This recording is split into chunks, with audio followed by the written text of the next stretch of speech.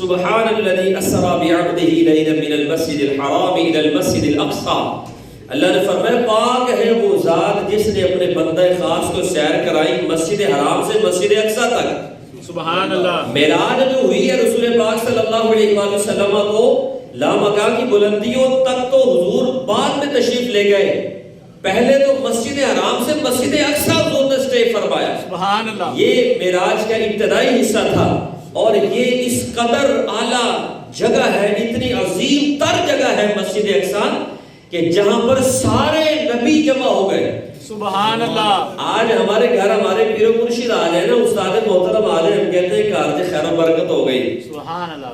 فلاں بزرگ ہمارے گھر آ گئے, گھر میں خیر و برکت ہو گئی, کرم ہو گیا جی, بلائیں دور ہو گئی ہیں, بڑا کرم ہو گیا جی, میرے پیر صاحب تشریف لے آئے.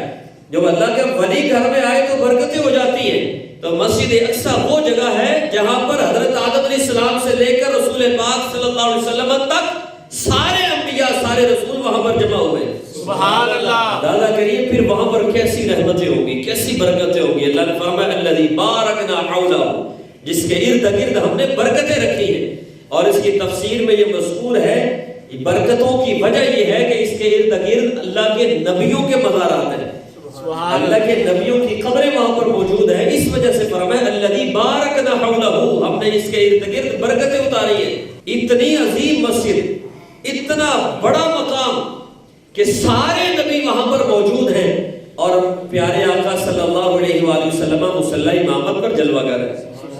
حضور مصلی امامت پر ہیں اور سارے نبی حضور کے پیچھے ہیں. وہ مسجد اقصی ہے. اللہ نے اس کا ذکر فرمایا الذی بارکنا حولہ, اس کے ارد گرد ہم نے برکتیں رکھی. اب رسول پاک صلی اللہ علیہ وآلہ وسلم کا جو معراج ہوئی اس کا پہلا حصہ مسجد اقصی تک کا تھا جس کو قرآن نے ذکر فرمایا. تو پتہ چلا کہ مسجد اقصی کوئی معمولی جگہ نہیں ہے. آج اس کی حفاظت کے لیے مسلمان شہید ہو رہے ہیں, غیر اس پر قابض مسلط ہو گئے, نماز پڑھنے کی اجازت نہیں دی جا رہی. جانتے ہو کہ یہ جگہ کیا ہے, کتنی اعلیٰ ہے اور کتنی اللہ نے اس کو شان عطا فرمائی ہے. بھائی دنیا میں بڑی جگہ ہے نا, کہیں پر بھی حضور اسٹے فرما سکتے تھے, کسی جگہ پر بھی نبیوں کو جمع کیا جا سکتا تھا کہ سارے نبی آئے حضور کی بارگاہ میں. مسجد حرام میں بھی آ سکتے تھے, اتنی عظیم مسجد ہے مسجد الحرام. خانہ کعبہ شریف وہاں پر بھی تو سارے نبی آ سکتے تھے, لیکن مسجد اقصی وہاں پر سارے نبیوں کو جمع کیا گیا. رسول اللہ صلی اللہ علیہ وسلم کی اقتداء میں سب نے نماز ادا کی. اس کی وجہ کیا ہے تو مفسرین نے مختلف وجوہات اس کے ذکر فرمائے. ایک وجہ یہ ذکر کی گئی لأن باب السماء الذي يقال له مصعد الملائکہ علیہ السلام على مقابلة صخرة بیت المقدس, کہا کہ بیت المقدس کے بالکل عین اوپر ایک دروازہ ہے جسے مصعد الملائکہ کہا جاتا ہے, کہ اسی دروازے سے آسمان سے فرشتے اترتے بھی ہیں اور اسی دروازے سے چڑھتے بھی ہیں. سبحان اللہ. یہ دروازہ بالکل بیت المقدس مسجد اقصی کے بالکل عین اوپر ہے. اور بعض نے یہ لکھا لأن بیت المقدس کانت ہجرت غالب الانبیاء قبلہ, کہ مسجد اقصی وہ مقام ہے جہاں پر بہت سارے انبیاء نے ہجرت فرمائی ہے. سبحان اللہ. بہت سارے انبیاء کی یہ ہجرت گاہ رہی ہے. اور بعض نے یہ لکھا سماہ مبارکن من برکت نشأته منه فعمت جميع الارض لان مياه الارض كلها انفجارها كان من تحت الصخرة. فرمایا اس کی وجہ یہ ہے کہ پوری روئے زمین میں جو پانی جاتا ہے اس کا مرکز اور محور مسجد اقصی ہے. سبحان اللہ. جو چشمہ پھوٹتا ہے نا زمین سے, جس کی جو مرکز ہے پانی کا, وہ بیت المقدس کے نیچے مسجد اقصی کے نیچے چشمہ ہے جہاں سے پانی پھوٹتا ہے اور پوری روئے زمین تک کو پہنچتا ہے. سبحان اللہ. تو یہ اتنی اہم ہے جگہ, اتنا اعلیٰ مقام ہے مسجد الاقصی. اور ایک اس کی جو وجوہات میں پڑھ رہا تھا, پڑھتے پڑھتے جب یہ وجہ پڑھی تو ایمان وجد میں آ گیا. لکھا ان اسطوانات المسجد قالت ربنا حصل لنا من كل نبي حظ وقد اشتقنا الى محمد فارزقنا لقاءه, کہ مسجد اقصی کے استوانوں نے, مسجد اقصی کے ستونوں نے یہ دعا مانگی, یا اللہ ہر نبی کا حصہ برکت تو نے ہمیں عطا فرما دیا, یا رب العالمین ہمیں اپنے محبوب کا برکت والا حصہ بھی عطا فرما دے. سبحان اللہ. فرزقنا لقاء, اور انہوں نے دعا مانگی یا اللہ ہم تیرے محبوب کے دیدار کے مشتاق ہیں، ہمیں اپنے محبوب کا جلوہ دکھا دے. سبحان اللہ. یہ مسجد اقصی کے ستونوں نے دعا مانگی ہے یا اللہ اپنے محبوب کا نورانی جلوہ ہمیں دکھا. تو کتنے وہ اعلیٰ جگہ ہے اور کتنی وہ عظیم ستون ہے جو کتنی اعلیٰ دعائیں اللہ کی بارگاہ میں مانگ رہے ہیں. یا اللہ حضور کا دیدار ہمیں کروا، ہر نبی کا حصہ برکت تو نے ہمیں عطا فرما دیا، اپنے محبوب کا حصہ برکت بھی ہمیں عطا فرما. سبحان اللہ. تو اتنی عظیم یہ جگہ ہے مسجد الاقصی، بیت المقدس. میرے عزیز بھائی، آج مسلمان فلسطین کے بڑی تکلیف میں ہے، بڑی درد مندانہ ان کی شہادتیں ہو رہی ہیں اور ہمارے علم میں بھی ہے. کیا ہمارے دل میں کبھی احساس پیدا ہوا بھائی جہاد کا جذبہ تو بہت بڑا جذبہ ہوتا ہے، چلو ہم پر جہاد فی الحال فرض نہیں ہے کیونکہ جہاد کے فرضیت کی صورتحال اور ہوتی ہے، وہاں پر پہنچ نہیں ہم سکتے، وہاں پر پابندی ہے وہاں پر جانے کے لیے، تو جہاد فرض نہیں ہے. لیکن کیا ہمارے دل میں جہاد کا جذبہ ہے؟ نہیں ہے. ہم ہمیں پڑی ہے، اپنے ہنسی مذاق، اپنے دنیا داری میں پڑے ہوئے. میرے عزیز بھائیوں، کاش ہمارے اندر بھی اللہ کی راہ میں جان دینے کا جذبہ پیدا ہو جائے. چلو یار جہاد تو بڑی اعلیٰ چیز ہے، ہمارے اندر وہ جذبے کہاں رہے، لیکن ہمارے اندر یہ بات بھی ختم ہو گئی کہ ہمارا مسلمان بھائی اتنی تکلیف کے عالم میں وہ جامع شہادت نوش کر رہا ہے اور ہمیں اس کی تکلیف میں تکلیف نہیں ہو رہی، ہمیں اس کی درد کا احساس نہیں ہو رہا. رسول پاک صلی اللہ علیہ وسلم نے ایمان والے کی مثال ایسے دی کہ جس طرح کے ایک جسم ہوتا ہے، فرمایا مومنین کی مثال اس طرح ہے جس طرح جسم کی مثال ہے کہ جسم کے ایک حصے کو تکلیف ہوتی ہے تو پورا جسم اس کی تکلیف کو محسوس کرتا ہے.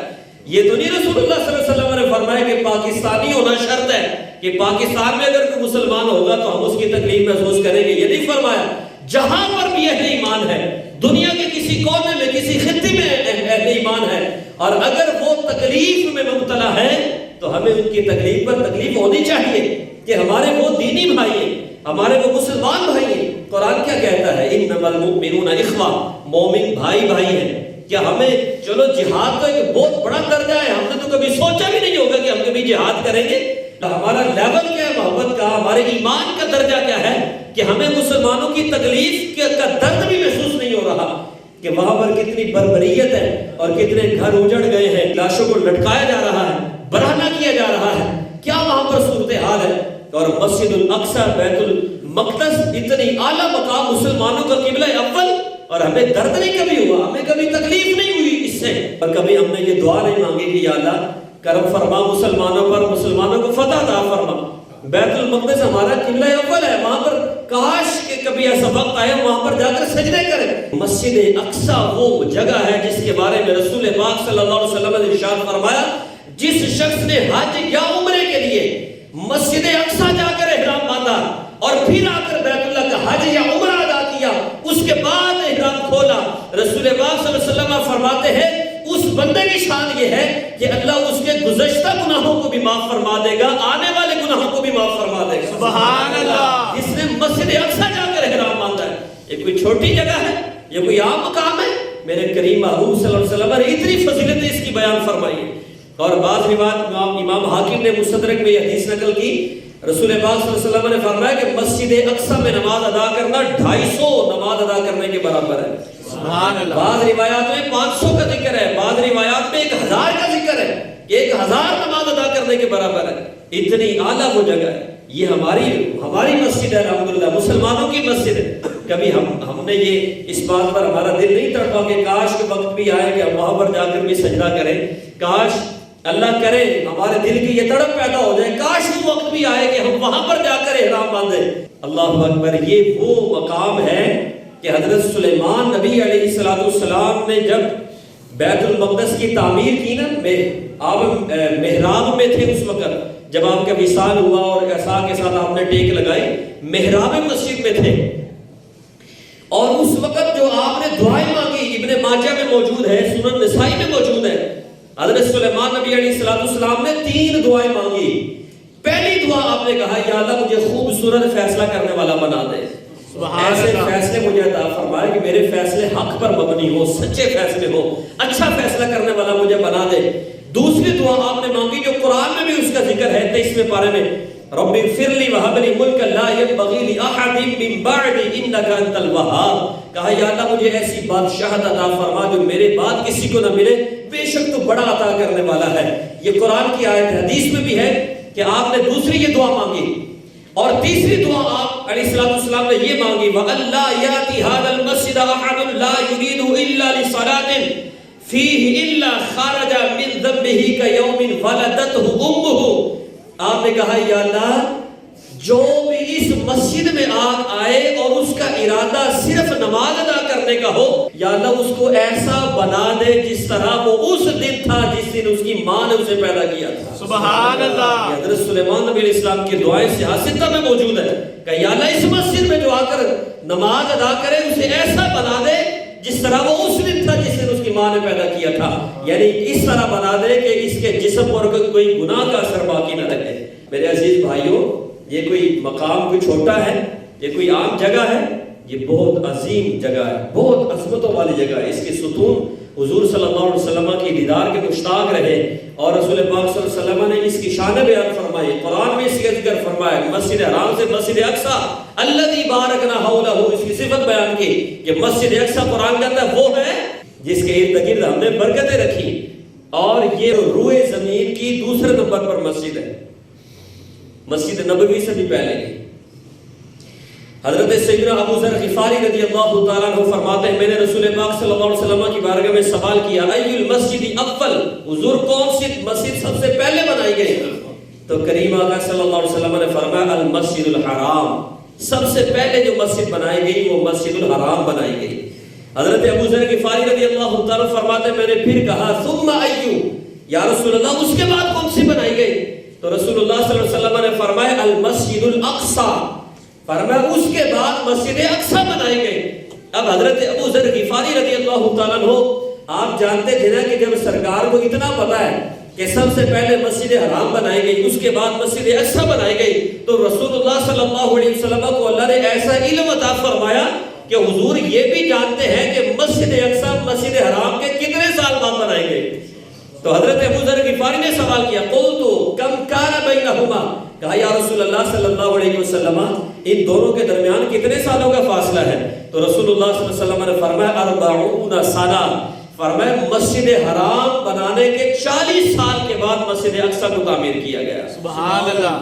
یعنی روئے زمین کی دوسرے نمبر والی یہ مسجد ہے مسجد حرام، کائنات کی روئے زمین کی سب سے پہلی مسجد، اور دوسرے نمبر پر مسجد اقصی کا نام ہے. یہ کوئی معمولی جگہ ہے، یہ اتنی شان والی اتنی اعلیٰ ترین جگہ ہے کہ اتنا عرصہ تک مسلمان بیت المقدس کی طرف رخ کر کے نماز پڑھا کرتے تھے. یہ مسلمانوں کا قبلہ اول ہے.